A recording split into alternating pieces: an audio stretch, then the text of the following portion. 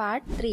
ഡൽഹിയിൽ വന്നാൽ കാണേണ്ട ഒരു സ്ഥലമാണ് രാജ്ഘട്ട്. ഇവിടെയാണ് ഗാന്ധിജീനെയും രാജീവ് ഗാന്ധിനെയും എല്ലാം സംസ്കരിച്ച സ്ഥലം. ഇതിൻ്റെ ഉള്ളിലേക്ക് ഒന്നും കയറ്റൂല, വെള്ളം മാത്രമേ കയറ്റുള്ളൂ. എൻ്റെ ഒരു ഫ്രൂട്ടി സ്നാക്സ് ഐറ്റംസ് ഒക്കെ ഉണ്ടായിരുന്നു, അതൊക്കെ ഞാൻ അവിടെ വെച്ചിട്ടാണ് ഇതിൻ്റെ ഉള്ളിലേക്ക് കയറിയിട്ടുള്ളത്.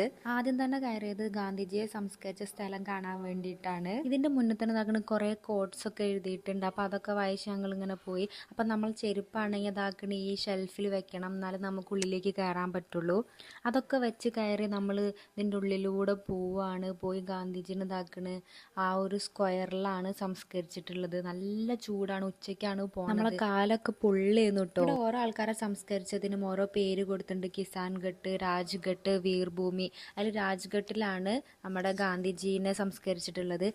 ഇനി നമ്മൾ പോണത് രാജീവ് ഗാന്ധിനെ സംസ്കരിച്ച സ്ഥലത്തേക്കാണ്. ഇവിടെ രാജീവ് ഗാന്ധിൻ്റെ ഒരു കോട്ട് ഇതാ കുറേ ലാംഗ്വേജിൽ കൊടുത്തിട്ടുണ്ട്. മലയാളം എവിടെയെന്ന് ഇങ്ങനെ തപ്പി നടക്കുന്നു ഞാൻ. ഇവിടെ പിക്ചേഴ്സും കൊടുത്തിട്ടുണ്ട്. ഇതിൻ്റെ ഉള്ളിൽ നടന്ന് കാണാൻ ഒരുപാട് സ്ഥലമുണ്ട്. പക്ഷെ നടക്കാൻ വയ്യാത്തതുകൊണ്ട് ഞങ്ങൾ രാജീവ് ഗാന്ധിൻ്റെയും മഹാത്മാഗാന്ധിൻ്റെയും കണ്ട് മടങ്ങുകയാണ്. പുറത്തെത്തിയപ്പോൾ അതാ ഒരു മദാമയും സായിപ്പും ഉണ്ട്. അപ്പോൾ ഓരോപ്പം നിന്ന് ഫോട്ടോ എടുക്കാൻ വേണ്ടിയിട്ട് അവിടെയുള്ള ആൾക്കാർ തിരക്ക് കൂട്ടുകയാണ്.